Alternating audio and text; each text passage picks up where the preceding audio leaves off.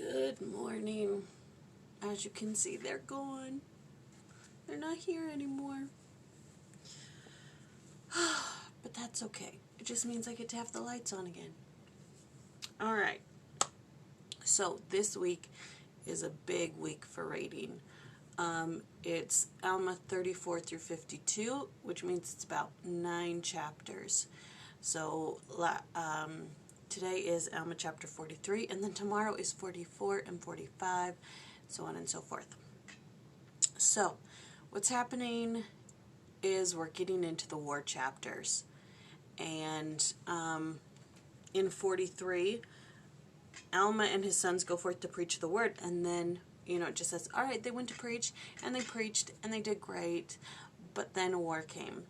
And the Lamanites under Zerahemnah marshal their forces to come against the Nephites, and then Moroni takes up the cause, and then it talks about one battle, and then it moves on from there. But Zerahemnah, the leader of the Nephites, he's a Zoramite, and it says in this chapter that all of the captains over the Lamanites were Amalekites or Zoramites, because they were good at stirring up the hatred. They didn't want the Lamanites to lose heart and be like, why are we at war?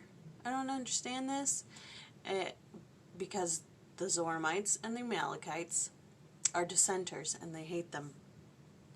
And you just are kind of like,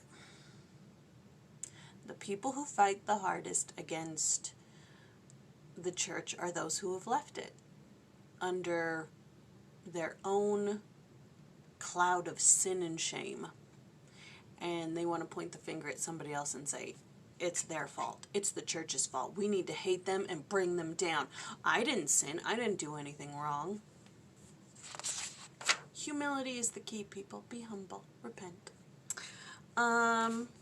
Okay, so then it talks about the design of the Nephites was to support their lands and their houses and their wives and their children, that they might preserve their rights and their privileges and also their liberty.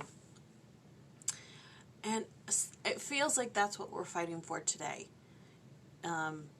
with everything that's happening, the riots, Corona. It just feels like, with the election coming up, it just feels like we're in a battle and we're fighting for our freedom, because a lot of people don't understand that socialism or being under the rule of a king is not great. It's not good.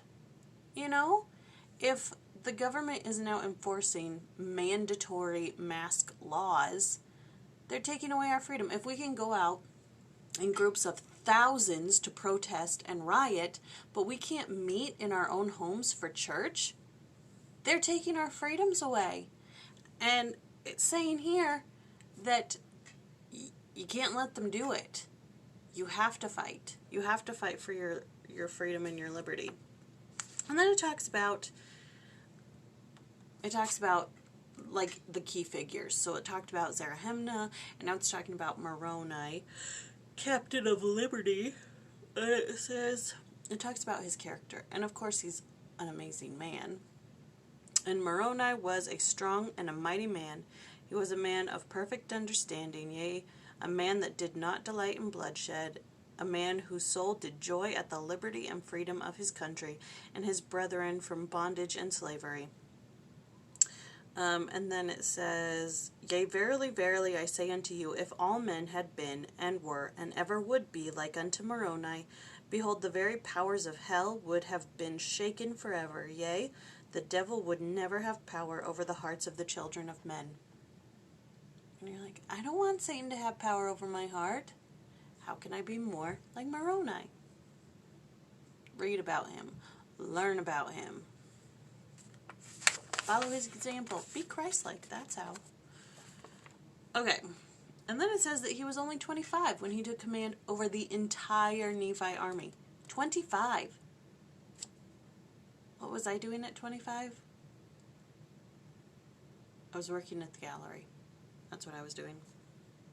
And then it talks about Lehi. And then it talks about more about their freedom. And this is the stuff I really want to talk about and read to you. Because it says that there are two opposing forces. They use like really big words in this one sentence, so I'm not going to read it, but they say there's two opposing forces always. Power-hungry pride and opportunism on the one hand, and the cause of liberty and the protection of the church and family on the other. And this is always what I say about socialism. Socialism appeals to two types of people, the power-hungry and the lazy. Freedom and liberty, it takes work. Righteousness takes work. Sin is laziness. Righteousness takes work. So it says, the Lamanites under King Zerahemnah seek to bring the Lamanites into bondage. Moroni leads the Nephites to victory on the basis of complementary factors. They are better prepared, their desires are pure, and they are inspired by a better cause. They are not guilty of the first offense nor the second, and they have a strong faith in Jesus Christ. What is the context for this kind of battle? The timeless confrontation between good and evil. It must needs be that there is an opposition in all things. Father Lehi proclaimed. One perennial manifestation of this is the constant clash among men between the forces of materialism and unrighteous dominion on the one hand, and the forces of liberty and justice on the other. So, they're saying, in our day and age, it's manifested this way. Materialism and unrighteous dominion, socialism, and the forces of liberty and justice on the other. Okay? We're seeing it. We're seeing it today. So then, President David O. McKay taught, so fundamental is man's eternal progress in his inherent right to choose that the Lord would defend it even at the price of war. Without freedom of thought, freedom of choice, freedom of action within lawful bounds, man cannot progress. The Lord recognized this, and also the fact that it would take man thousands of years to make the earth habitable for self-governing individuals. Throughout the ages, advanced souls have yearned for the society in which liberty and justice prevail. Men have sought for it, fought for it, have died for it. Ancient free men prized it, slaves longed for it, the Magna Carta demanded it, the Constitution of the United States declared it. So, it says here that without freedom, you can't progress, which goes hand in hand with socialism is for lazy people. Lazy people don't want to progress. Anybody who strives to be better, who wants to improve their lives, they go out, they go to school, they get a degree, they start a business, they rise in the ranks of the business they're in, you know? They try to improve their lives instead of whining about how it should be given to them. This love of liberty which God has planted in us, said Abraham Lincoln, constitute the bulwark of our liberty and independence. It is not our frowning battlements, our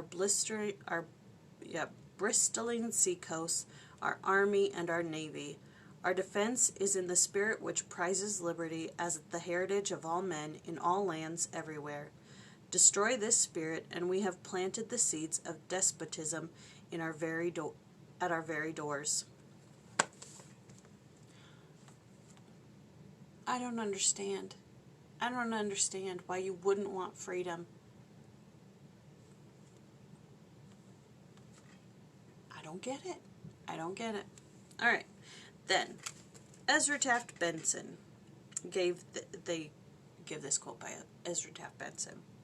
While attending the Fairfax Christian School in Virginia, my grandson Ezra Taft was introduced to the historical character Israel Putnam. Israel Putnam was one of the Revolutionary War farmers who left his plow in the field and gave up his comfort in order to protect his family and defend his inalienable God-given rights and help establish this great free country. It is heartening to know that today there are still those who answer to the rallying cry of God, family, and country.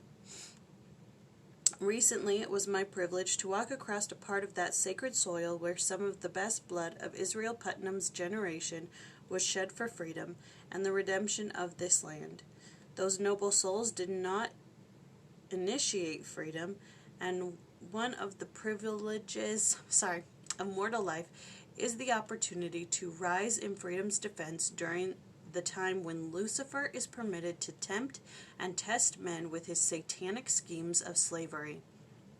And this is part of our mission today. The same sun that shone on Israel Putnam during his mortal probation shines on us, and the same issues of light and darkness, force and freedom, right and wrong, that provided men a chance to prove themselves in his day continue to sift the souls of men today. I loved that one. So good. I just, it's like I can't utter how aggravating it is that people I know and consider good friends want the opposite of this. I don't get it. I don't get it. Okay. Then a final note on war by Spencer W. Kimball. Great cultures stagnate in war shadows and cease to survive when continuous war makes people migrants, and when fields are abandoned and livestock is appropriated for non-producing soldiers. When in wartime forests are destroyed without replanting and farmers and builders become warriors, men cannot plant, cultivate, and harvest when in camps, nor build when on the run. Long and bloody wars mean sacked, burned, ruined cities. Confiscatory taxes, degenerated peoples, and decaying cultures. A victory and defeat alike leave countries devastated and the conquered reduced. Wickedness brings war, and war vomits destruction and suffering, hate and bloodshed upon the guilty and the innocent alike. This book, the Book of Mormon, should convince of the futility of war and the hazards of unrighteousness. A few prophets swimming in a sea of barbarism find it difficult to prevent the crumbling and final collapse of corrupt peoples. There is a great but conditional promise. And this land shall be a land of liberty unto the Gentiles, and there shall be no kings upon the land. And I will fortify this land against all other nations. I, the Lord, the King of heaven, will be their king, and I will be a light unto them forever that hear my words. Now, that's the promise, that this country will have no kings, that it will remain free forever, on the condition that the people are righteous. The more majority of the people are righteous, and that the righteous fight for their freedom. Not necessarily go to war, but in voting and educating their brethren. That is the hope. Because sometimes you look at what's going on today and you don't think there's much hope. You watch conspiracy theory documentaries and you get frightened for the future. But the Lord is in charge. He knows what he's doing. And we just need to stand up for righteousness and freedom in our families. Good chapter. All right. That was Alma Chapter 43. I love you. I'll talk to you later.